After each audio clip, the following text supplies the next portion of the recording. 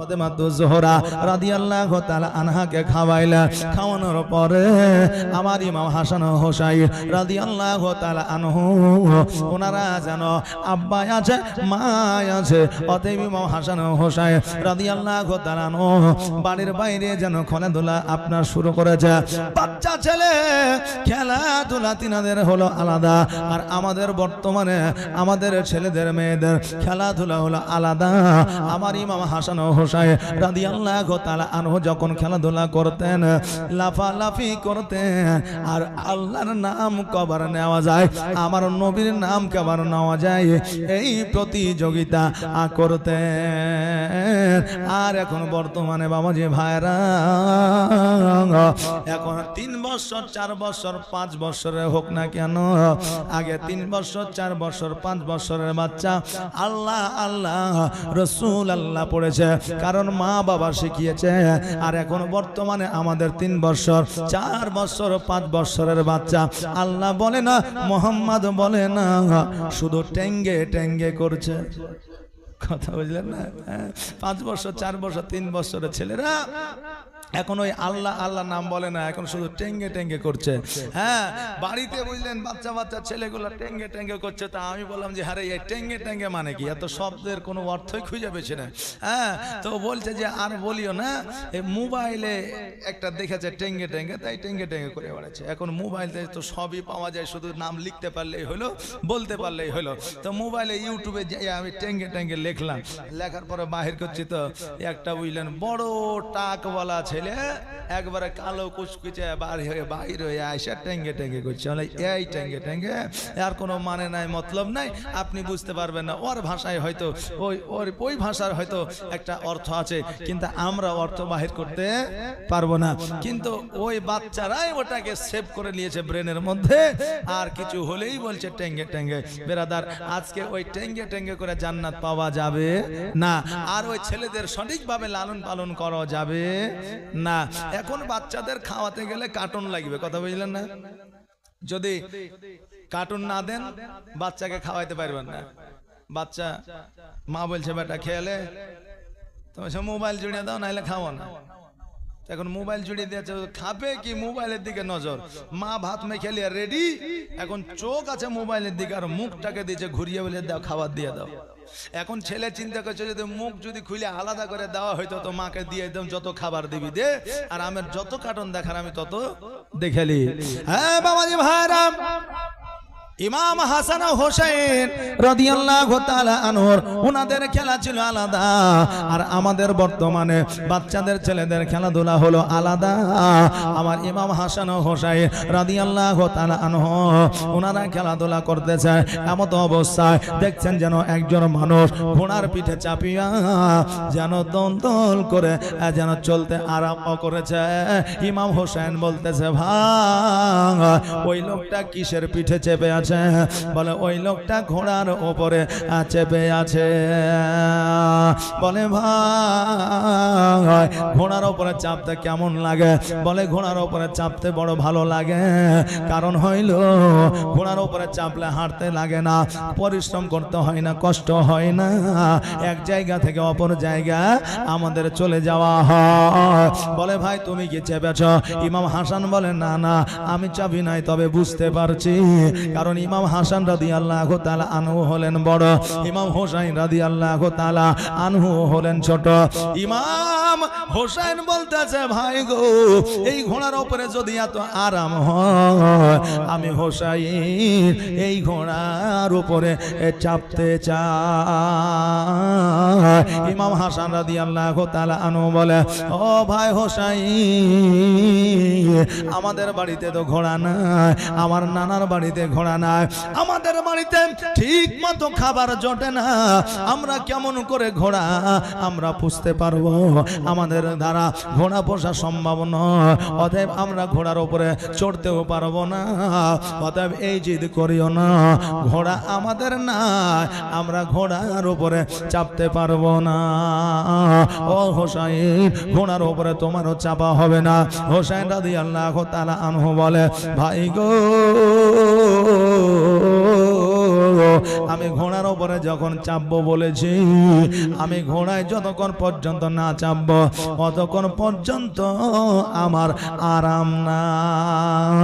আগেই বলেছি বাবা, আমার ইমাম হোসেন রাদিয়াল্লাহু তাআলা আনহু উনি বাবা একটু জেদি ছিলেন, কিন্তু আপনার বাতিলের পক্ষে ছিলেন, খারাপের পক্ষে জেদি ছিলেন, ভালোর পক্ষে আপনার জেদি ছিলেন, খারাপের পক্ষে নয়। আমার ইমাম হোসেন রাদিয়াল্লাহু তাআলা আনহু ঢোল বাজা বন্ধ করব বলেছেন, তো জেদ করেছেন ঢোল বাজা বন্ধ করে ছাড়ব। আমার ইমাম হোসেন রাদিয়াল্লাহু তাআলা আনহু তাসা বাজা বন্ধ করব বলেছেন, তো বন্ধ করে ছেড়েছেন। এই রকম আপনার জেদি ছিলেন। ইমাম হোসেন রাদিয়াল্লাহু তাআলা আনহু বললেন, ভাই গো, আমি ঘোড়ার পিঠে চাপবো, যতক্ষণ পর্যন্ত না চাপবো ততক্ষণ পর্যন্ত আমার আরাম নাই।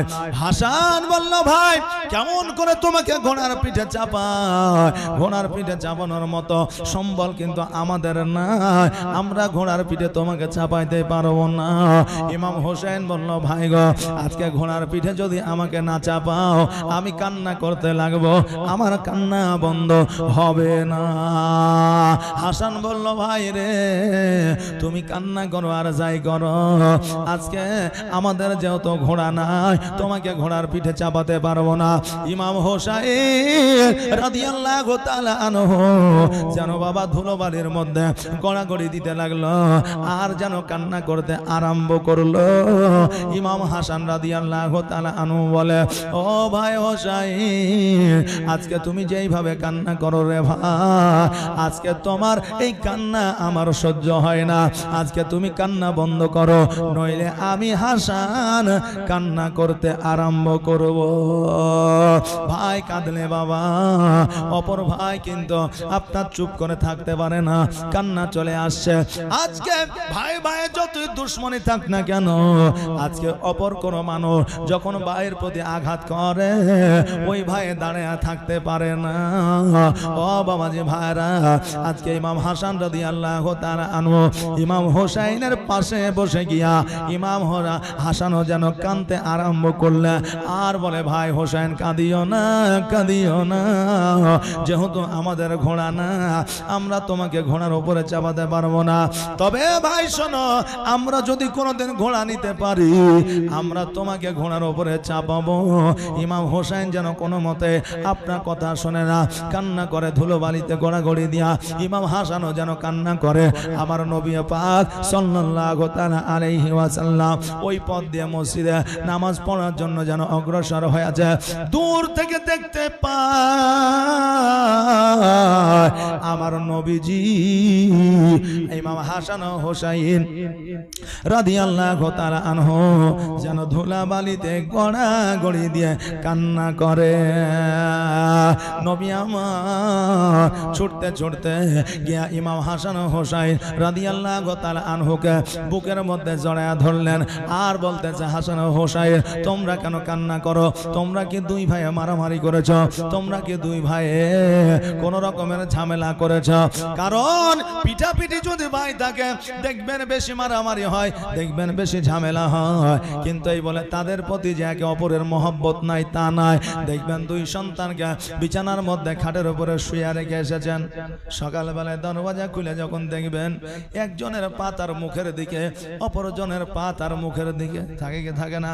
মানে রাত্রে বেলায় যে যখন চেতন পেয়েছে তখন ওই হট পা তুলবি আমার গায়ে, মানে ও তখন আবার এক ঘুষি মেরেছে, হট আমার মুখের উপর পা তুলে দিই। মানে সারা রাতে ওরা চেতন পাইলি দুই ভাই মারামারি করেছে, কথা বললেন না? পিঠাপিঠি হলে একটু মারামারি ভাই ভাই হয়, তাই বলে যে তাদের মধ্যে মহব্বত নাই তা নয়। তারা দুই ভাই মারামারি করে বলে আপনি ওদের দুই ভাইয়ের মধ্যে এক ভাইকে মারিয়া দেখিয়ে দেনি, উপোস থাকবে কি? থাকবে না। বাবাজি ভাইরা, আমার নবীজি বলতেছে, হাসান তুমি কি হোসেনকে মেরেছো? হোসেন তুমি কি হাসানকে মেরেছো? ইমাম হাসান বলতেছে, না না গো, আজকে ইমাম হোসেনকে আমি কেন মারতে যাব? কেন তার সঙ্গে ঝামেলা করব? আমার ভাইকে আমি এত ভালোবাসি, আমার ভাইকে মারা তো দূরের কথা, আমার ভাইকে উঁচু করে কোনোদিন কথাও বলতে পারি না, এত ভালোবাসি গো না না। আমার নবীজি বলতেছে, তবে কাঁদে কেন? বলে নানা গো রাস্তার ধার দিয়ে একজন সাওয়ারি উটের পিঠে চেপে ঘোড়ার পিঠে চেপে চলে গেল। ওই ঘোড়াটাকে দেখিয়া আমার হোসেন বলতেছে নানা ওই ঘোড়ার পিঠে নাকি চাপবে। আমি বললাম আমাদের ঘোড়া না, ঘোড়ার উপরে চাপাতে পারবো না। আমার হোসাই যেন কান্না করতে আরম্ভ করলো। আমার নবীজি মিচকে হাসি দিয়ে বলে হোসাই তুমি আর কাঁদিও না, কাঁদিও না। কে বললো তোমার ঘোড়া না? তোমার নানার কাছে তোমার জন্য একটা ঘোড়ায় আছে। জোরে বলুন সুবহানাল্লাহ। যেমন এই কথা বললাম আমার ইমাম হোসেন রাদিয়াল্লাহু তাআলা আনহু দ্বন্দ্বায়মান হয়েছে, দাঁড়াইয়া গিয়েছে। এবার দাঁড়িয়ে যাওয়ার পরে ইমাম হোসেন বলতেছে নানু তোমার কাছে যে ঘোড়া আছে কই আমাকে তো কোনোদিন বলোনি। তোমার কাছে যে ঘোড়া আছে কই আমাকে তো কোনোদিন শোনাওনি। আমার নবীজি বলছে হোসাই এই ঘোড়া চার পায়া ঘোড়া নয়, এই ঘোড়া ছোট লালি খাওয়া ঘোড়া নয়, এই ঘোড়া ঘাস খাওয়া ঘোড়া নয়, এই ঘোড়া কথা বলনেওয়ালা ঘোড়া। এই ঘোড়া দুই হাত দুই পায়ের ঘোড়া, এই ঘোড়া সারা জাহানের বাদশাহ। এই ঘোড়া তোমার জন্য প্রযোজ্য, জগতের কারোর জন্য প্রযোজ্য নয়। ইমাম হোসেন তবুও বুঝতে পারে না। ইমাম হোসেন বলল নানা গো তুমি আর দেরি নয়, দেরি নয়, ঘোড়া কোথায় আছে জলদি করে নিয়ে আসে। আমার নবীজি হামাগুড়ি দিয়ে দিলে, হামাগুড়ি দেওয়ার পরে বলল ও হোসেন শোনো রে আজকে আমার পিঠে চেপে যাও। আজকে তোমার জন্য ঘোড়া জগতের কেউ নয়, আজকে তোমার জন্য ঘোড়া আমি নবীজি। জোরে বলেন সুবহানাল্লাহ। হোসেন রাদিয়াল্লাহু তাআলা আনহু চট করে আমার নবীজির পিঠের উপরে উঠে গেল। আর ইমাম হাসান রাদিয়াল্লাহু তাআলা আনহু উনি যেন দাঁড়িয়ে রইলেন। নবীজি বলতেছে হাসান তুমি দেরি করিও না, তুমিও চেপে যাও, কারণ হোসেনের জন্য আমি ঘোড়া, তোমার জন্য ঘোড়া। আজকে তুমি আমার উপরে উঠে যাও। হাসান রাদিয়াল্লাহু তাআলা আনহু উনি যেন বাবা একটু বড়, এই জন্য লজ্জিত লজ্জিত মনে করছে। দেখবেন সন্তান যখন বড় হয়ে যায় বাপে যদি ঘাড়ে নিতে চায় ওই সন্তান উঠতে চায় না, একটু লজ্জা লজ্জা মনে করে। ইমাম হাসান রাদিয়াল্লাহু তাআলা আনহু উনি যেন উঠতে পায় না, উঠতে চাই না। আমার নবীজি বললে হাসান আজকে যেই সুযোগ তুমি পাও এই সুযোগ দ্বিতীয়বার আর তুমি পাইবে না। অতএব আর দেরি নয়, দেরি নয়, জলদি করে তুমি আমার পিঠের উপরে উঠে যাও। হাসান রাদিয়াল্লাহু তাআলা আনহু ইতস্তত বোধ মনে করতে করতে আমার নবীজির পিঠের উপরে উঠলেন। আমার নবীজি হামাগুড়ি দিয়ে যেন চলতে আরম্ভ করলেন। আমার নবীজিও হাসে, ইমাম হাসানও হাসে, ইমাম হোসাইন যেন হাসে। কিছুক্ষণ পরে ইমাম হোসাইন বলতেছে নানু গো ওই লোকটা যখন ঘোড়ার পিঠে সাওয়ার হয়ে গেল ওই লোকটার হাতে একটা লাগাম ছিল, কিন্তু আমার হাতে লাগাম কেন না? নবী আমার মিচকে হাসি দিয়ে বলে হাসান দেখো রে আজকে ইমাম হোসাইন ছোট হইতে পারে কিন্তু তোমার চাইতে বুদ্ধি বেশি, কারণ তুমি বসে আছো লাগামের কথা একবারও বলো না। ইমাম হোসেন লাগামের কথা বলে। আমার নবীজি বললে হোসাইন আজকে লাগাম আনতে গেলে বাড়িতে যাইতে হবে, বাড়িতে যাওয়ার সময় না।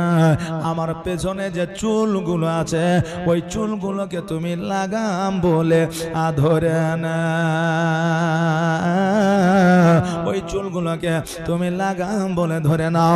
ইমাম হোসেন রাদিয়াল্লাহু তাআলা আনহু আমার নবী পাক সাল্লাল্লাহু তাআলা আলাইহি ওয়াসাল্লামের চুলগুলোকে যেন ধরে চল ঘোড়া চল। আমার ইমাম হোসেন যেন মজা পায়।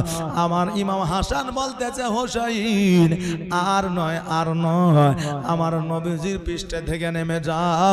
ইমাম হোসেন বলছেন না না আমার নানা পৃষ্ঠে বড় মজা পায়।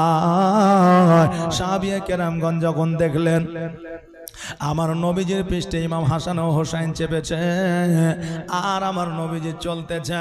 ইমাম হাসান হোসেন বড় মজা পায়, আনন্দিত হয়েছে। নবী আমার আনন্দিত হয়েছে। সাহাবীরা দেখছে যে সারা জাহানের বাদশাহ, ওই বাদশার উপরে ইমাম হাসান হোসেন চেপেছে। অতএব সবাই এসে গোল করে ঘিরে আমার নবীর দিকে তাকায়া আছে। কোন সাহাবী যেন কিছু বলতে পারে না। আমার নবীজি হাসতে হাসতে যেন দুই চোখের পানি ছেড়ে দিয়ে কাঁদতেছেন। সাহাবীরা বললে, ইয়া রাসূলুল্লাহ, ইয়া হাবিবাল্লাহ, এখনই বড় আনন্দ করতেছিলে, আমরা সেটা দেখে আমরাও আনন্দিত হয়েছিলাম, কিন্তু নবী গো আজকে আপনার চোখে পানি কেন চলে আসলো? ইয়া রাসূলুল্লাহ, আপনার চোখের পানি আমরা সহ্য করতে পারি না। ওগো নবীজি, আপনি কেন কাঁদেন? আপনার কান্নার কারণটা কি আমাদের একবার বলবেন? আমার নবী পাক সাল্লাল্লাহু তাআলা আলাইহি ওয়াসাল্লাম বলে, ও সাহাবীরা শুনে নাও, শুনে না,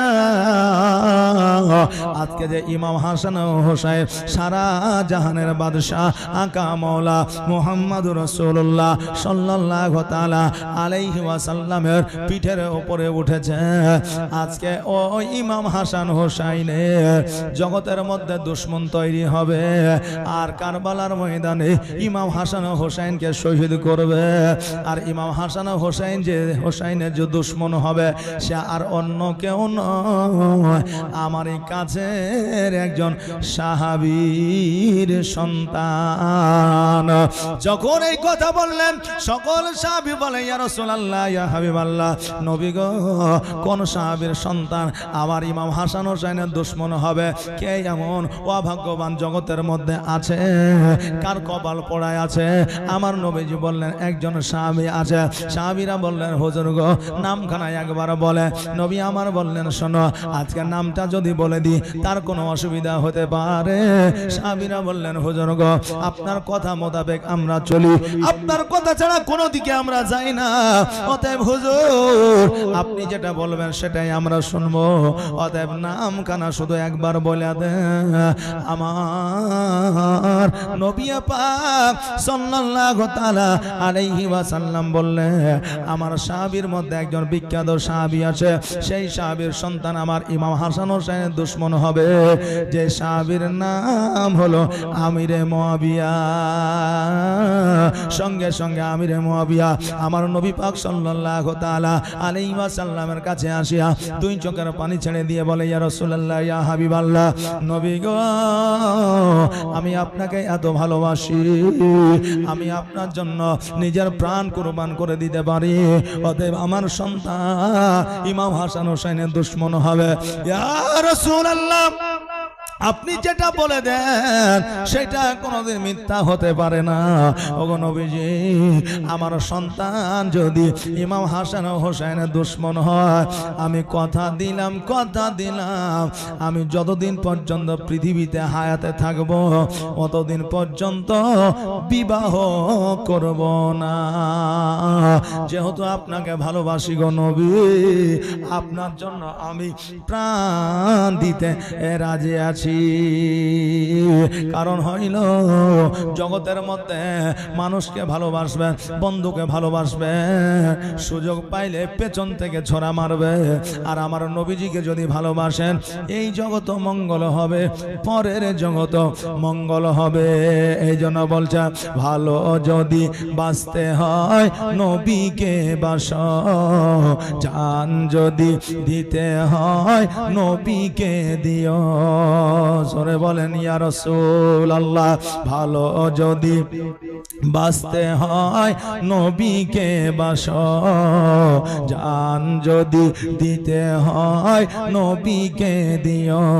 নবী তরানে वाला, নবী বাঁচানে वाला, নবী তরানে वाला, নবী বাঁচানে वाला। আর প্রাণের চেয়ে প্রিয় তাই, প্রাণের চেয়ে প্রিয় প্রিয়তায় নবীকে চিনুন ভালো যদি বাঁচতে হয় আমার নবীকে বাসন জান যদি দিতে হয় আমার নবীকে দিয়ে সাকারাতের বিছানাতে কি যে যন্ত্রণা সাত সাগরের পানি দিলেও তৃষ্ণা মিটে না জোরে বলেন সুবহানাল্লাহ সাকারাতের বিছানাতে কি যে যন্ত্রণা সাত সাগরের পানি দিলেও তৃষ্ণা মিটে না আর কাউসারের পানি দেবেন কাউসারের পানি দেবেন শাহে মদিনা ভালো যদি বাঁচতে হয় আমার নবীকে বাসো জান যদি দিতে হয় আমার নবীকে দিও নবী বাঁচানে वाला নবী তরানে वाला নবী বাঁচানে वाला নবী তরানে वाला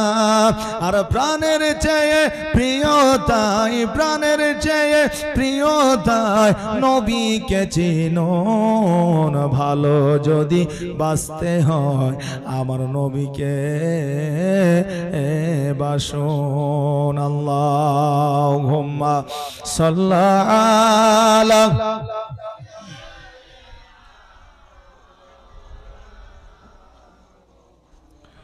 وعلى آل سيدنا مولانا محمد صلى الله على محمد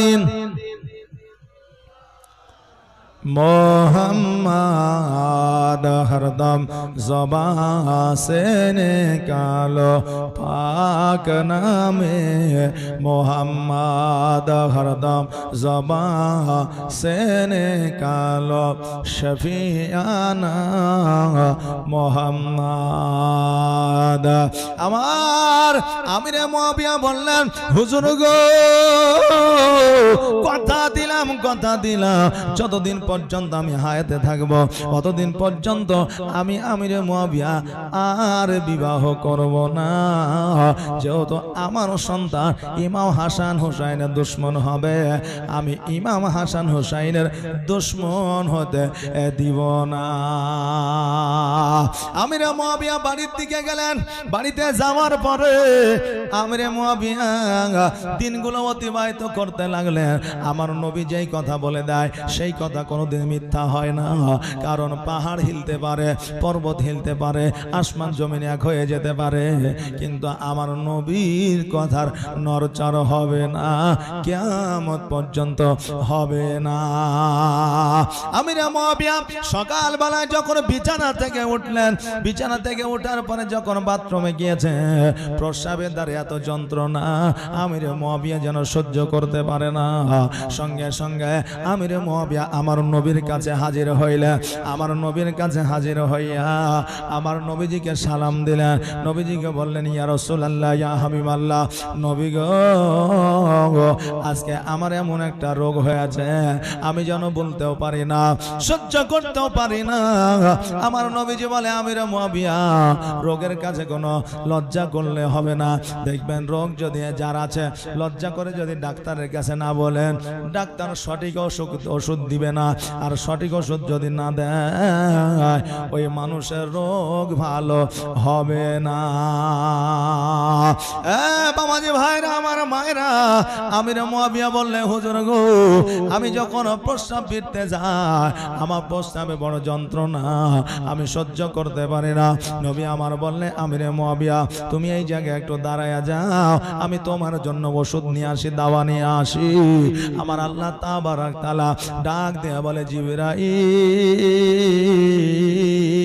জিবরিল আর দেরি করিও না, দেরি করিও না, যাও যাও জলদি করে যাও, আমার নবীকে জানায়া দাও, বুঝাইয়া দাও যে আমার নবী জানো আমিরে মুয়াবিয়াকে ওষুধ না দেয়।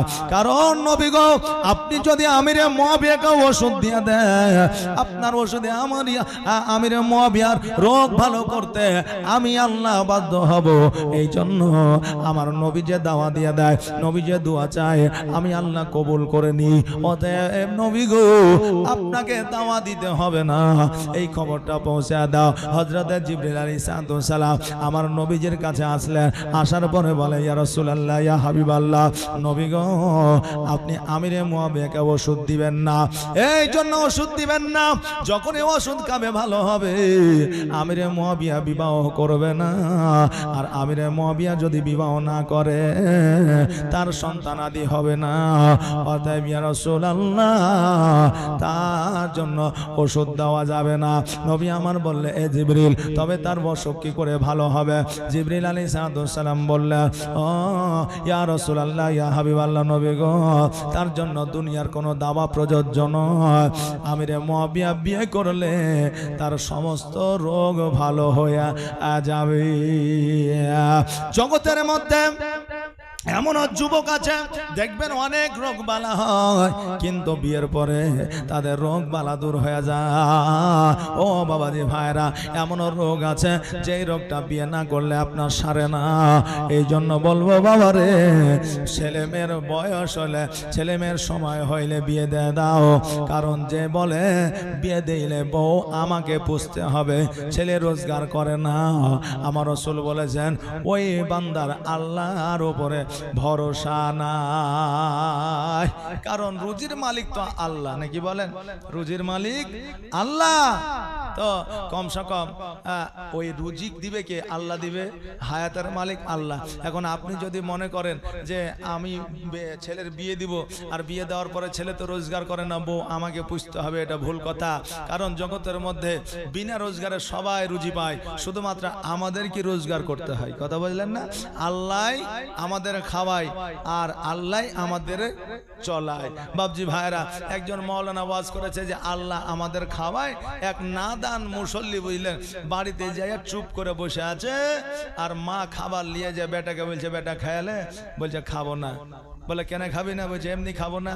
মানে ওর চিন্তাধারা যে মৌলবি বলেছে যে আল্লাহ খাওয়ায়, তো আজকে দেখবো যে আল্লাহ কি করে খাওয়ায়। কথা বুঝলেন না? ও বলছে যে আল্লাহ যেহেতু খাওয়ায়, তা আজকে দেখবো যে আল্লাহ কি করে খাওয়ায়। ও চুপচাপ বসে আছে, সারা দিন পার হয়ে গেল। মা বারবার বলছে বেটা খায়ালে, বলছে না খাবো না।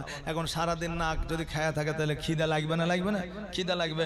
ও দেখছে মা যখন বারবার খাবারের কথা বলছে, তো হয়তো খিদা লেগেছে, কখন খাইয়া নিব। তো এক কাজ করি, আমি পেছনে জঙ্গলের দিকে চলে যাই। জঙ্গলে চলে গেছে, মা দেখছে তাই তো বেটা খেলো না, খাবারটা লইয়া বেটার কাছে গেছে। যাওয়ার পর বলছে বেটা খাবারটা খাইলো। বলছে না খাবো না। মা আগে যে বলছে যে খাবার থাকলো খাইলে খা, আর না খাইলে খাই, আমি চললাম। মা বাড়ি চলে এসছে। এইদিকে ওই খাবার নিয়ে বসে থাকতে থাকতে ওর রাত হয়ে গেছে। ও দেখছে সারাদিন না খায় আছি, তো খাবার পাশে আর খিদার জ্বালা পেটে, তো হয়তো কখন খাইয়ে নিব, খাবারটা ওখানে রেখে দিয়া ও একটু ভিতরে জঙ্গলে যা বসেছে। রাত যখন গভীর হয়েছে, ডাকাতের লোকেরা চুরি করে নিয়ে এসে ওই জায়গায় সোনা দানা ভাগ করবে, ওই জায়গায় হাজির হয়েছে। দেখছে খাবারের থাল সরাইয়া দেখছে হ্যাঁ খাবার আছে। ডাকাতের লোকেরা খেতে যাচ্ছে, ডাকাতের সর্দার বলছে এই দাঁড়া, খাবার খাস না। কারণ এখানে খাবার রাখা আছে, এমনি এমনি খাবার রাখা আছে, খাবারে নিশ্চয়ই কোনো ব্যাপার আছে। কারণ এখানে খাবার যখন আছে, দেখ আশেপাশে লোক আছে। কথাকে বুঝলেন? কারণ যারা মোড়ল হয়, যারা মাস্টার হয়, যারা ডাক্তার হয়, যারা আলেম হয়, যারা সর্দার হয়, তাদের বুদ্ধি অন্যদের চাইতে একটু বাড়তি হয়, নাকি বলেন? বেশি হয়।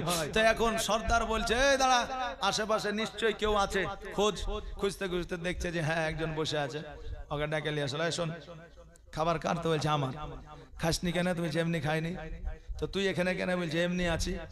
বলে খেপা পেয়েছি আমাদের, যদি এমনি বসে আছে আর খাবার এমনি খাস নে, তাহলে খাবার আমরা জানিস যে আমরা এখানে আসি আর এই জন্য খাবার রেখেছিস, খাবার হয়তো 20-30 কিছু দিয়েছিস যাতে খাবার খেয়ে আমরা মরবো, আর যা সোনা দানা আছে সব লে তুই পালাবি। বলে না না খাবারে বিষ নেই, তাহলে তুই খা।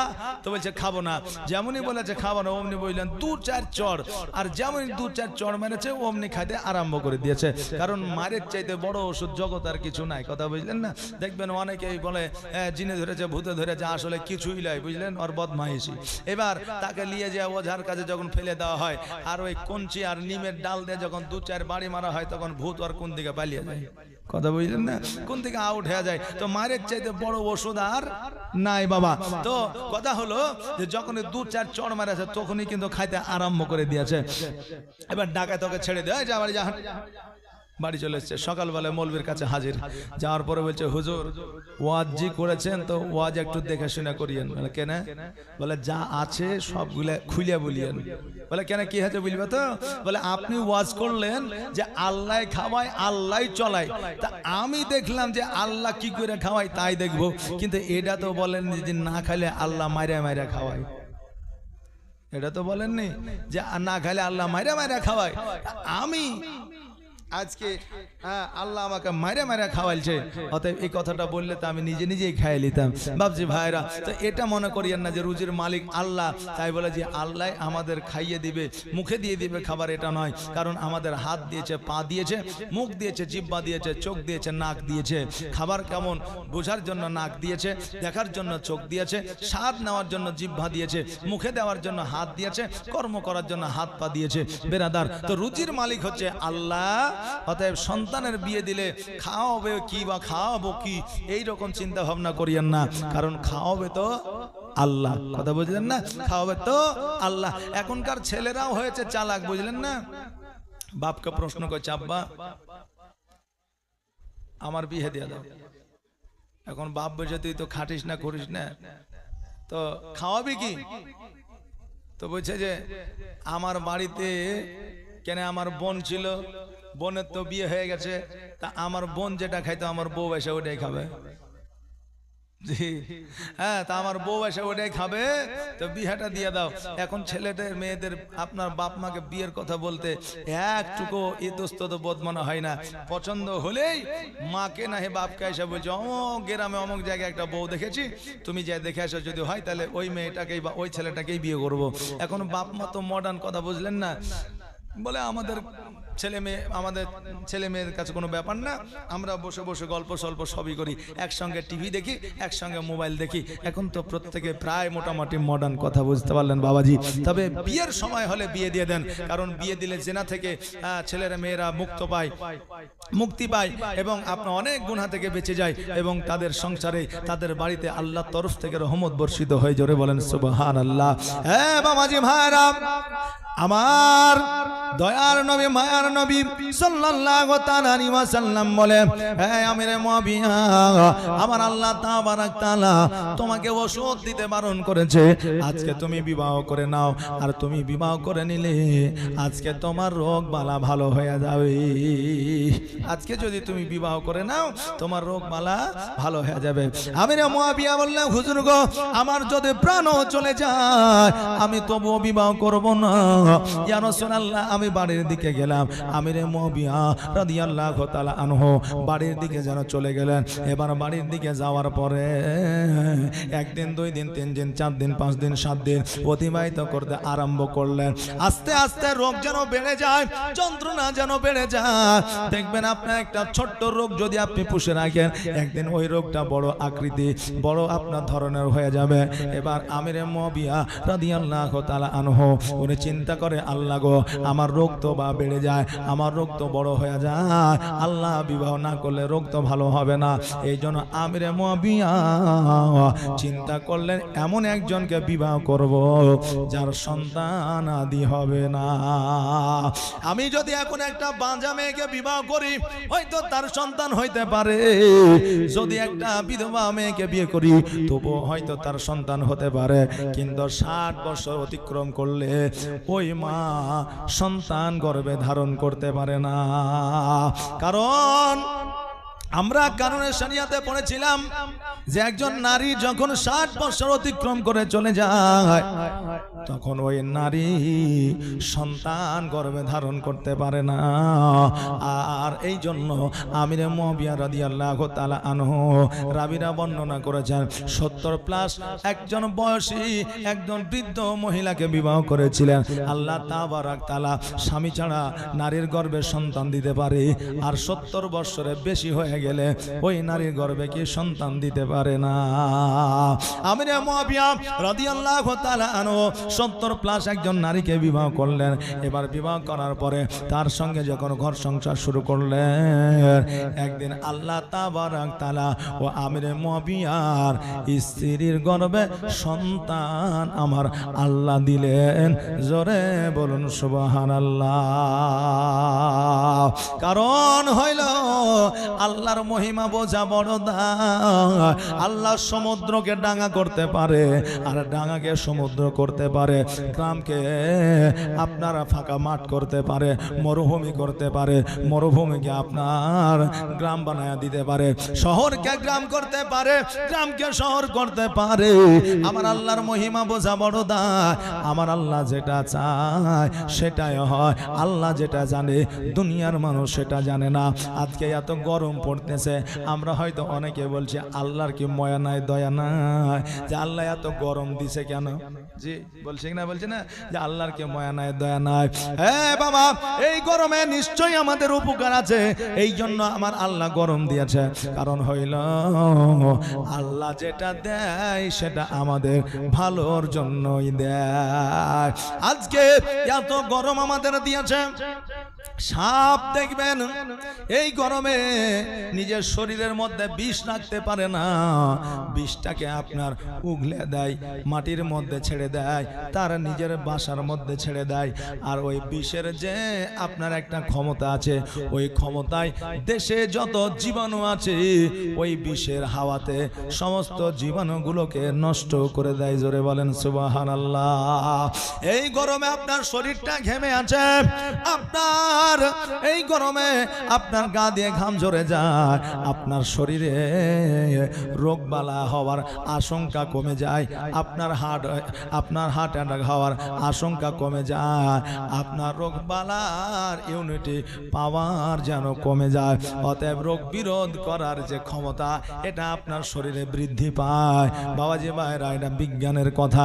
অতএব আল্লাহ আমাদেরকে যেটা দেয় সেটা ভালাইয়ের জন্য দেয়।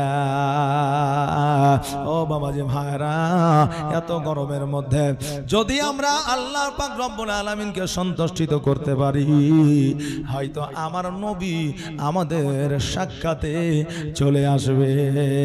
কই বলছেন, আর আমার মদিনায় নিবানি দয়ার নবীজি, আমার মদিনায় নিবানি, তুমি আমার মদিনায় নিবানি দয়ার নবীজি, আমার মদিনায় নিবানি নবী, আমার মদিনায় নিবানি নবীজি। আমারে পাগল বানায়া আছো মদিনায় লুকায়া, আমারে পাগল বানায়া আছো মদিনায় লুকায়া, অন্তরেতে মদিনার পৌরাণী নবী, অন্তরেতে মদিনার পৌরাণী দয়ার নবীজি, আমারে মদিনায় নিবানি, তুমি আমারে মদিনায় নিবানি দয়ার নবীজি, আমারে মদিনায় নিবানি নবী, আমারে মদিনায় নিবানি নবীজি। আমারে পাগল বানায়া আছো মদিনায় লুকায়া, অন্তরেতে মদিনার পৌরাণী নবী, অন্তরেতে মদিনার পৌরাণী দয়ার নবীজি, আমারে মদিনায় নিবানি নবী, আমারে মদিনায়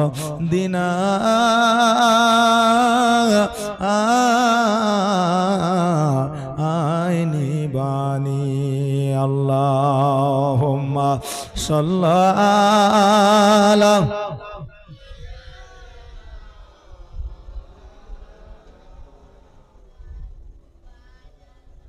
ওয়ালা আলে সাইয়্যিদিনা মাওলানা মুহাম্মদ। এই আমার বাবাজি ভাইরা, আমার আমিরে মুআবিয়া রাদিয়াল্লাহু তাআলা আনহু উনি জানতে পারলেন, বুঝতে পারলেন আমার আমিরে মুআবিয়া দয়ার নবী মায়ার নবী সাল্লাল্লাহু তাআলা আলাইহি ওয়াসাল্লামের কাছে গেলে বললে, হুজুর আজকে সন্তান নিব না বলে আমার রোগ ভালো করার জন্য 70 বছর নারীকে আমি বিবাহ করলাম। আল্লাহ সন্তান দিয়েছে হুজুর, তবে আমার সন্তানকে ইমাম হাসান ও হোসেনের দুশ্মন হবে। আমার নবী পাক সাল্লাল্লাহু তাআলা আলাইহি ওয়াসাল্লাম বললেন, ও আমিরে মুআবিয়া, আজকে আমার আল্লাহ যেটা বলে দিয়েছে, আমি নবী যেটা বলে দিয়েছি সেটা কখনো মিথ্যা হবে না। অতএব রাজ সিংহাসনের জন্য আমার ইমাম হাসান হোসেনের সঙ্গে দুশ্মনী তৈরি করবে, তোমার সন্তান আমার ইমাম হাসান হোসেনকে শহীদ করবে।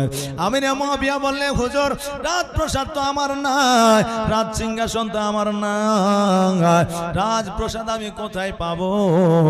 আমার দয়ার নবী মায়ার নবী সাল্লাল্লাহু তাআলা আলাইহি ওয়াসাল্লাম তিনি বললেন, রাজপ্রাসাদ কোথা থেকে চলে আসবে এটা তুমি নিজেই জানতে পারবে না, কারণ আল্লাহ ফকিরকে ধনী বানায় আর ধনীকে ফকির বানায়। আমার আল্লাহ তাবারাক তাআলা কাকে কখন টাকা পয়সা দেয়, কাকে কখন ফকির বানায় দেয়, এটা একমাত্র আল্লাহ জানে, জগতের কেউ জানে না। নদীর একল ভাঙে অকল ভাঙে, এই তো নদীর খেলা, নদীর একল ভাঙে অকল ভাঙে, এই তো নদীর খেলা। বাবা সকাল বেলায় ধনী রে তুই, ফকির সন্ধে বেলা। আল্লাহ কাকে কখন ধনী বানাবে, আল্লাহ কাকে কখন ফকির বানাবে, এটা কেউ বলতে পারবে না। আজকে ওই ইমাম হাসান হোসেনের জন্য এত কষ্ট করে আমিরে মুআবিয়া আমার ইমাম হাসান হোসেনকে পর্যন্ত লালন পালন করেছে, আজকে তার সন্তান দুশ্মন হবে, এটা আমিরে মুআবিয়া সহ্য করতে পারে না। আজকে আমরা জগতের মধ্যে ওই ইমাম হাসান হোসেনের জীবনে শুনি রে বাবা, আজকে ইমাম হাসান হোসেনের জীবনে শোনার পরে আজকে আমরা যদি জীবন পরিবর্তন করতে পারি, কিয়ামতের দিন ওই ইমাম হাসান হোসেনের সঙ্গে আমরা জান্নাতে যাব, কারণ যুবকদের সরদার ইমাম হাসান হোসেন হবে। ও ইমাম হাসান হোসেন আমাদের সঙ্গে কোনে নিয়ে জান্নাতে যাবে। আমার নবী পাক সাল্লাল্লাহু তাআলা আলাইহি ওয়াসাল্লাম আমাদেরকে সঙ্গে করে নিয়ে জান্নাতে যাবে, আর জান্নাতে যাওয়ার পরে আমাদেরকে হাউজে কাউসারে পানি পান করাইবে। ও আমার বাবাজি ভাইরা, আজকে ওই আমিরে মুআবিয়া সিংহাসনে কেমন করে আসবে আমাদের জানা দরকার আছে না নাই? জি, সিংহাসনে কেমন করে আসবে আমাদের জানা দরকার আছে বাবা। তবে সিংহাসনে কেমন করে আসবে এটা আপনাদের বলে দিতে চাই। আমি বলবো ভাই, আপনারা এই জালসাকে লক্ষ্য করে কিছু কি হাতে দিতে পারবেন না? এই জালসাকে লক্ষ্য করে কমিটি বলেছে চাপ নাই, আজকে যেহেতু তৃতীয় রাত্রি, তবে একটু শুরু করতে বলেছে, আপনারা যে যেটা পারবেন 200 100 500 একটু চটচট করে দিয়ে যান। আমার মা বোনেরা আপনারা যদি মনে করেন যে লক্ষ্মী ভান্ডারে কিছু দিব সেটাও দিয়ে যেতে পারেন, একটু চটচট করে দিবেন, জীবনে একটু আগের দিকে আগিয়ে নিয়ে যাব। একটু বসে না থেকে দেরি না করে, আপনার দিকে সেরকম চাপও নাই, প্রেশারও নাই, একটু তাড়াতাড়ি করে জলদি করে আসবেন আর নিজের খুশি মতো দিয়ে যাবেন। 200 500 100 1000 2000 5000 চাপ যদি দিতে হয় বা যদি দেওয়ার মতো হয় তাহলে শেষের 2 দিন দিব ইনশাআল্লাহ। কি নাম মুসলিম শেখ সুবহানাল্লাহ জাযাকাল্লাহ নারে তাকবীর নারে রিসালাত। এই দেখেন মুসলিম শেখ ভাই আমার এখানেতে আসিয়া 200 টাকা দান দিল জীবনী লাগিয়া, যে আশায় জানিয়াতে করে গেল দান। আর দানকে কবুল করো ওগো রহমান। একজন এসেছে মুসলিম ভাই আমার 200 টাকা দান করেছে, আল্লাহ যেন দানকে কবুল করে, সকলে বলেন আমিন সুম্মা আমিন। আর 5টা ভাই আমার 200 টাকা করে দেন তো একটু তাড়াতাড়ি করে। আর 5টা ভাই আমার তাহলে 1000 টাকা হবে।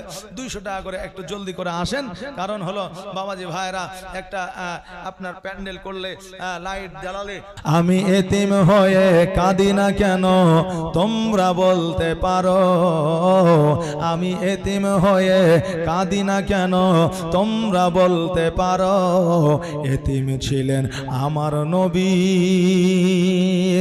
এতিম আমিও। একটু চটচট করে তাড়াতাড়ি করে আসবেন বাবজি ভাইরা। এই মায়েদের দিকে একটা চাদর দেওয়া যাবে না? হ্যাঁ মৌলভী সাহেব, মায়েদের দিকে একটা চাদর দেওয়া যাবে মাশাআল্লাহ। এই দুটো বোন আমার এখানে আসো তো, এই দেখো এই চাদরটা নিয়ে যাও, আর চাদরটা মায়েদের দিকে নিয়ে যাও। আর 10 টাকা 20 টাকা 5 টাকা জিলাপি নেওয়ার জন্য যে টাকাগুলো নিয়ে এসছেন ওই টাকাগুলো এখানে দিয়ে যাবেন মাশাআল্লাহ সুবহানাল্লাহ। লাতি পুতিনকে খাওয়াবেন তো কিয়ামতের দিন হ্যাঁ আপনি তাদের পাবেন না, কিন্তু জালসার জন্য দিয়ে যাবেন, সাদগায়ে জারি হিসেবে নাকি পাবেন। এই দেখেন একজন বান্দা 100 টাকা দান করেছে, আল্লাহ দানকে কবুল করুন। কি নাম বলতে পারো আমি এতিম হয়ে কাঁদি না কেন তোমরা বলতে পারো, এতিম ছিলেন আমার নবী এতিম আমিও, এতিম ছিলেন আমার নবী এতিম আমিও। নেই বাবা মা আমার, নেই যে বাড়ি ঘর, নেই বাবা মা আমার, নেই যে বাড়ি ঘর, আমার মতো কপাল পোড়া নেই তো ভবে আর। কি নাম? ঈশান ঈশান শেখ সুবহানাল্লাহ জাযাকাল্লাহ মাশাআল্লাহ বারাকাল্লাহ। ঈশান শেখ নামে বাবু এখানে আসিয়া 100 টাকা দান দিল জালসারও লাগিয়া, জালসায় যে নিয়াতে করে গেল দান। আর দানকে কবুল করো ওগো রহমান। যোগ্য বাপে যোগ্য সন্তান এখানেতে ছিল, আর ছিল কিনা ছিল দেখো দানে বুঝা গেল বাপজিরা। আর 2টা বাবা মা 200 টাকা করে, বেশি তো বলি নাই 5000। আপনাদের মালদা ডিস্ট্রিক্টের মধ্যে আপনার 50,000 1 লাখ 1.5 লাখ 2 লাখ টাকা দেওয়ার মতো প্লেয়ার আছে, দেয়। কারণ আপনাদের এখান থেকে বেশি দূরে নাই, সুবিধার টোলা বলে একটা জায়গা আছে। জি আমি এই গত বছর না এই বছরই ওখানে 5 দিন জীবনী করলাম, তো 5 দিনে 9 লক্ষ টাকা কালেকশন করে দিয়েছে। জি ওখানে এক জন 1,60,000 পর্যন্ত দিয়েছে, 1,60,000 টাকা পর্যন্ত দিয়েছে। আর 60,000 50,000 টাকা এটাতে অ্যাভেলেবল, আর 1,000 2,000 5,000 এগুলোর তো কোনো হিসাবই নাই বেরাদার। 9 লক্ষ টাকা আপনার কালেকশন হয়েছে। আপনাদের এই শ্মশানিতে এসেছিলাম, এই শ্মশানিতেও প্রায় মোটামুটি 5 থেকে 6 লাখ টাকা কালেকশন। এখানে জানি এই মালদার ডিস্ট্রিক্টে, এই মালদার বুকে মানুষ দেনেওয়ালা মানুষ অনেক আছে, আল্লাহ দিল অন্তর মানুষের দিয়েছে, এটা আমি জানি। আর আমাদের মুর্শিদাবাদের চাইতেও আপনার এই মালদা ডিস্ট্রিক্টের মধ্যে জীবনে বেশি হয়, আর মানুষ দান ধ্যানও আপনার বেশি করে বেরাদার। তাই বলবো বেশি চাইনি, 5,000 10,000 চাইনি, 200 করে চেয়েছি। 5টা চেয়েছিলাম, 3টা এসেছে, আর 2টা ভাই আমার দিবেন। একটু তাড়াতাড়ি করে একটু জলদি করে আসবেন। নেই বাবা মা আমার, নেই যে বাড়ি ঘর, নেই বাবা মা আমার, নেই যে বাড়ি ঘর, আমার মতো কপাল পোড়া নেই তো ভবে আর। তবু মনে নিয়ে সান্ত্বনা, তবু মনে নিয়ে যন্ত্রণা কাটাই দিনের রাত, তবু মনে নিয়ে যন্ত্রণা কাটাই দিনের রাত। এতিম ছিলেন আমার নবী হযরত মুহাম্মদ, এতিম ছিলেন আমার নবী হযরত মুহাম্মদ। আমি এতিম হয়ে কাঁদি না কেন তোমরা বলতে পারো, আমি এতিম হয়ে কাঁদি না কেন তোমরা বলতে পারো, এতিম ছিলেন আমার নবী, এতিম আমিও। আল্লাহুম্মা সাল্লি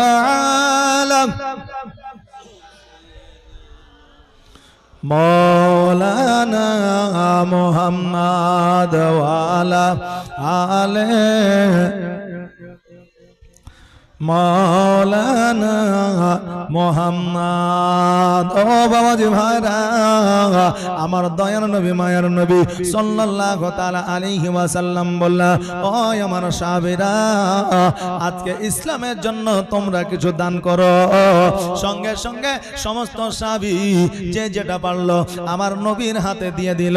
আমার আবু বকর সিদ্দিক রাদিয়াল্লাহু তাআলা আনহু বাড়ির দিকে গেলেন। বাড়িতে যাওয়ার পরে দেখতেন যেন লোটা নাই, বাটি নাই, ঘটি নাই, কিছুই বাড়িতে নাই দেওয়ার মতো।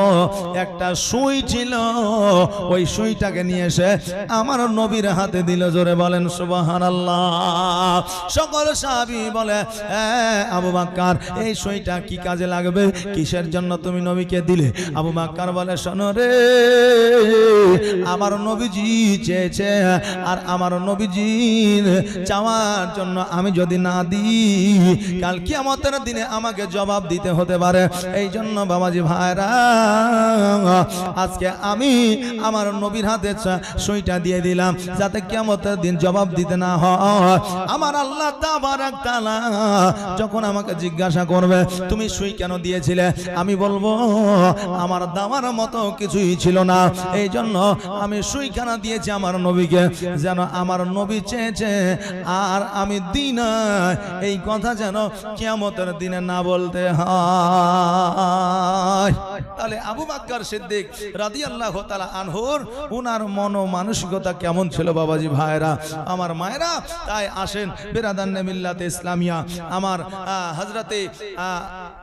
আমার হযরতে নবী পাক সাল্লাল্লাহু তাআলা আলাইহি ওয়াসাল্লাম ইমাম হাসান ও হুসাইন রাদিয়াল্লাহু তাআলা আনহুর বাড়িতে গেলেন। যাওয়ার পরে খোঁজ খবর নিলেন যে ফাতেমাতুজ জোহরা রাদিয়াল্লাহু তাআলা আনহা সুস্থ আছেন কিনা। আমার ফাতেমাতুজ জোহরা রাদিয়াল্লাহু তাআলা আনহার বাড়িতে খাবার আসলো কিনা, হযরত ইমাম হাসান ও হুসাইন রাদিয়াল্লাহু তাআলা আনহু খাবার খাইলেন কিনা, এই খোঁজটা আমার নবীজি নামার জন্য আসলেন। আমার নবীজি মাঝে মধ্যেই খোঁজ খবর আমার মা ফাতেমাতুজ জোহরা রাদিয়াল্লাহু তাআলা আনহার বাড়িতে নিতেন। এই জন্য নিতেন যে আমার মা ফাতেমাতুজ জোহরা রাদিয়াল্লাহু তাআলা আনহা একটু অভাবী ছিলেন, তিনার বাড়িতে খাবার সহি এবং সঠিকভাবে জুটত না। হযরত আলী রাদিয়াল্লাহু তাআলা আনহু সঠিকভাবে কাজ পেতেন না। আমার হযরত আলী রাদিয়াল্লাহু তাআলা আনহুর কাজ ছিল কি, জঙ্গলের মধ্যে কাঠ কেটে সেই কাঠটাকে আপনার বাজারের মধ্যে বিক্রয় করা বা আপনার অন্যজনের আপনার কর্মে যুক্ত হওয়া, এটাই আমার হযরত আলী রাদিয়াল্লাহু তাআলা আনহুর কাজ ও কর্ম ছিলেন। বিরাদার মিল্লাতে ইসলামিয়া, এই জন্য আমার নবীজি মাঝে মধ্যে খোঁজ নিতেন। আমার ফাতেমাতুজ জোহরা রাদিয়াল্লাহু তাআলা আনহার কাছে যখন খোঁজ নিলেন, আমার ফাতেমা বললেন, আব্বা গো, আজকে 3 দিন ধরে আমাদের বাড়িতে কোনো খাবার নাই, আজকে 3 দিন ধরে ইমাম হাসান ও হুসাইন রাদিয়াল্লাহু তাআলা আনহু খাবার খায় নাই। ইমাম হাসান ও হুসাইন এখনো পর্যন্ত খাবারের কথা কিছু বলে নাই। আমার নবীজি বললেন, মারে, আমার কাছেও তো ইমাম হাসান হোসাইন যায় নাই। আমার ফাতেমা বললেন, আব্বা গো, আমি বারণ করেছি, কারণ আমি জানি যে আমার আব্বাজানের কাছেও আব্বাজানের কাছেও খাবার নাই। এই জন্য আমার ইমাম হাসান ও হোসাইনকে বারণ করেছি যে তোমার নানুর কাছে যেও না, যখন খাবার চাইবা তোমার নানা যখন দিতে পারবে না, তখন তোমার নানা সহ্য করতে পারবে না। বাবাজি ভাইরা, আমার দয়ার নবী মায়ের নবী সাল্লাল্লাহু তাআলা আলাইহি ওয়াসাল্লাম বলে, ফাতেমা তুমি কেমন করে জানলে রে মা আমার বাড়িতে খাবার নাই, আমার কাছেও খাবার না, তুমি কেমন করে বুঝলি?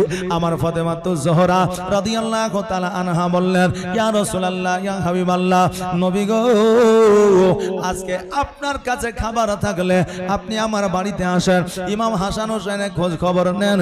আজকে 3 দিন পর্যন্ত আমার বাড়িতে আসেন না, খোঁজ খবর নেন না। এই জন্য আমি বুঝতে পেরেছি আমার আব্বার কাছেও কোনো খাবার না। আমার নবীজি বললেন, ও ফাতেমা, আমার কাছে আসলে কোনো খাবার নাই, আমার কাছেও কোনো কর্ম নাই, বাড়িতে কোনো খেজুর নাই। ফাতেমা,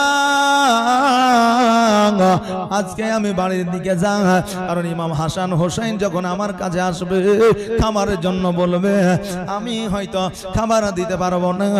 আমার ইমাম হাসান হোসেনের মনটা খারাপ হবে, আর ইমাম হাসান হোসেনের মনটা যদি খারাপ হয়ে যায় আমি নবী সহ্য করতে পারবো না। আমার দয়ার নবী, মায়ার নবী সাল্লাল্লাহু তাআলা আলাইহি ওয়াসাল্লাম ওই জায়গা থেকে যেন বাড়ির দিকে গেলেন। আমার ইমাম হাসান হোসেন রাদিয়াল্লাহু তাআলা আনহু জানতে পারলেন না যে নানা এসেছিল। একদিন, 2 দিন, 3 দিন, 4 দিন, 5 দিন যখন পার হয়ে গেল, 7 দিনের দিন দুপুরবেলা আমার মা ফাতেমা তো জোহরা রাদিয়াল্লাহু তাআলা আনহাকে বলতেছেন, মা, আজকে 7 দিনের খিদার জ্বালা আমরা সহ্য করতে পারি না। মা গো, আজকে আমাদের একটু খাবারের ব্যবস্থা করে দাও। আমার মা ফাতেমা তো জোহরা রাদিয়াল্লাহু তাআলা আনহা ইমাম হাসান হোসেন রাদিয়াল্লাহু তাআলা আনহুকে বলে, ও বেটা শোনো রে, তোমার আব্বা কাজে গেছে, কর্মে গেছে, কাজ করে যখন বাড়িতে আসবে নিশ্চয় তোমাদের জন্য খাবার নিয়ে আসবে। অতএব ও হোসেন, তুমি চিন্তা করিও না, তোমার আব্বা আসা পর্যন্ত তোমরা একটু ঘুমায়া যাও, আর তোমরা ঘুমায়া গেলে ক্ষুধার জ্বালা বুঝতে পারবে না। হোসেন বলে, মা গো, আমাদের যে ঘুম আসে না, শুয়ে থাকলেও ভালো লাগে না, বসে থাকলেও ভালো লাগে না, খেলতে গেলেও ভালো লাগে না, কারণ মানুষের পেটে যদি খিদা থাকে দেখবেন কোন কাজে মন বসবে না। আমার হযরতে ইমাম হোসেন বলতেছে, মা, আমার ক্ষুধার জ্বালায় ঘুমাতেও মন যায় না, শুইতেও মন যায় না, খেলতেও যেন ভালো লাগে না। আমার মা ফাতেমা তো জোহরা রাদিয়াল্লাহু তাআলা আনহা বললে, ও বেটা শোনো, আমার ইমাম হাসান একটা জাং মুবারকের উপরে মাথা দাও, ইমাম হোসেন তুমি একটা জাং মুবারকের উপরে মাথা দাও, আমি আল্লাহর কোরআন তেলাওয়াত করব, আর তোমরা শুনবে, দেখবে কোরআন তেলাওয়াত শুনতে শুনতে তোমাদের ঘুম চলে আসবে। আমার মা ফাতেমা তো জোহরা রাদিয়াল্লাহু তাআলা আনহা কোরআন তেলাওয়াত করেছেন, ইমাম হাসান ও হোসেন মায়ের কোলে মাথা দিয়া ঘুমায় আছে, শুয়ে আছে, আর আমার মা ফাতেমা ওই কোরআন তেলাওয়াত এত মিষ্টি করে পড়তেছেন যে ইমাম হাসান ও হোসেন ওই কোরআন তেলাওয়াত শুনতে শুনতে যেন ঘুম চলে গিয়েছে। জোরে বলেন সুবহানাল্লাহ। আল্লাহর সেরা সংবিধান 30 পারার যে কোরআন, আমল করে যে ইনসান, সে হয় কামিলে ঈমান। জোরে পড়েন সুবহানাল্লাহ। আল্লাহর সেরা সংবিধান 30 পারার যে কোরআন, আমল করে যে ইনসান, সে হয় কামিলে ঈমান। আল্লাহর সেরা সংবিধান 30 পারার যে কোরআন, আমল করে যে ইনসান, সে হয় কামিলে ঈমান। মা কোরআন পড়ে সব সময় মায়ের বুক ভিজে যায় কান্নায় গর্ভেতে 10 মাসেতে চুপি চুপি কোরআন শুনে যায়। ও বাবা যে ভাইরা, কোরআন এত মধুর আওয়াজ, কোরআন শুনতে এত মিষ্টি লাগে। যেই কোরআন পড়লেও নাকি, যেই কোরআন শুনলেও নাকি, যেই কোরআন বাড়িতে রাখলেও নাকি, যেই কোরআন দান করলেও নাকি, যেই কোরআন একবার বুকে নিয়ে চুম্বন করলেও নাকি, জোরে বলেন সুবহানাল্লাহ। ওই কোরআন উম্মুল খায়র মা ফাতেমা উনি পড়েছিলেন গর্বে। আবু হযরতে বড় পীর আব্দুল কাদের জিলানী গিলানী রহমাতুল্লাহ আলাইহি লইয়া গর্বে থেকে বড় পীর আব্দুল কাদের জিলানী 19 পারা হাফেজ হইয়া জগতের মধ্যে এসেছিলেন, জোরে বলেন সুবহানাল্লাহ। ওই কোরআন আমার নবী যখন পড়েছেন, কত শত শত কাফের বেদিনেরা আমার নবীর কোরআন তেলাওয়াত শুনে আমার নবীর কাছে আসিয়া কালিমা তাইয়্যিবা লা ইলাহা ইল্লাল্লাহু মুহাম্মাদুর রাসূলুল্লাহ সাল্লাল্লাহু তাআলা আলাইহি ওয়াসাল্লাম কালিমা কানে পড়ে নিয়েছে, জোরে বলেন সুবহানাল্লাহ। ওই কোরআন তেলাওয়াত শুনিয়া আমার হযরত ওমর ফারুক রাদিয়াল্লাহু তাআলা আনহু সে নিজে আপনার হেদায়েতের পথটা পেয়েছিলেন, জোরে বলেন সুবহানাল্লাহ। আজকে ওই কোরআন আমরা বাড়িতে রাখতে চাই না, ওই কোরআন আমরা বাড়িতে ধুইতে চাই না। কারণ পবিত্র রমজান মাস যখন আসে আমাদের মা বোনেরা আমরা কোরআন মসজিদ থেকে নিয়ে আসি, কেউ হয়তো পড়ি কেউ পড়ি না, কিন্তু রমজান যেই দিনই পার হয়ে যায় আমরা ওই কোরআনটা মসজিদে গিয়ে রেখে আসি, নইলে মাদ্রাসায় গিয়ে রেখে আসি, নইলে কবরস্থান খুঁড়ে আমরা পুঁতে আসি। ওরে আমার মা বোনেরা ভাইয়েরা, আজকে 2 তলা 3 তলা বাড়ি হয়েছে, খাট রাখার জায়গা আছে, সুকেশ রাখার জায়গা আছে, আলনা রাখার জায়গা আছে, এলসিডি রাখার জায়গা আছে, কত কিছু রাখার মতো জায়গা আছে, কোনো অসুবিধা হয় না। আর একটা কোরআন রাখতে আমাদের অসুবিধা হয়ে যায়। একটা কোরআন রাখলে আমাদের অসুবিধা হয়, কিন্তু ওই বাড়িতে কত কি আছে তখন আমাদের কোনো অসুবিধা হয় না। আচ্ছা বলেন, এলসিডি চললে ওই বাড়িতে আল্লাহর ফারিস্তা আসবে? আসবে জি? আসবে না। বাবাজি ভাইরা, একটা বাড়িতে একটা ফটো থাকলে কি আল্লাহর ফারিস্তা আসবে? আসবে না। কিন্তু আমরা ফটো রেখেছি, আমরা এলসিডি রেখেছি, আর কোরআন যদি বাড়িতে থাকে আল্লাহর ফারিস্তা আসবে, রহমত বর্ষিত হবে। ওই কোরআন আমরা বাড়িতে রাখি না। আজকে লক্ষ লক্ষ কোটি কোটি টাকা খরচা করে আপনারা বাড়ি করছেন। আমি বলবো বাবারে, আপনাদের বাড়িতে একটা কোরআন ঘর করবেন, একটা পবিত্র ঘর করবেন। ওই ঘরটা যাই নামাজ থাকবে, টুপি থাকবে, তসবিহ থাকবে, কোরআন থাকবে, হাদিস থাকবে, এইরকম একটা ঘর বানালেন। এত টাকা খরচা করে সবকিছু করেছেন, একটা ছোট্ট করে পবিত্র ঘর বানালেন। কথা কি আমার বুঝতে পারলেন? একটা পবিত্র ঘর বানালেন। দেখবেন কোন আলেম যখন কারো বাড়িতে যায়, ইমাম যখন কারো বাড়িতে যায়, নামাজের সময় হইলে বলে, চাচা নামাজটা কোথায় পড়বো, একটা যাই নামাজ দেন। তখন বলে, হুজুর মসজিদে চলে যান। বলে কেন? বলে ছেলে পিলে খেলাধুলা করেছে, কে কোথায় পেশাব করেছে, কি করেছে না করেছে, ভালো করে মোছা নাই ধোয়া নাই, তাই কাজ করেন মসজিদে চলে যান, মসজিদেই মনে হয় ভালো হবে। আচ্ছা বলেন, লক্ষ লক্ষ টাকা খরচ করে তার বাড়িতে কোনো কাজে আসলো?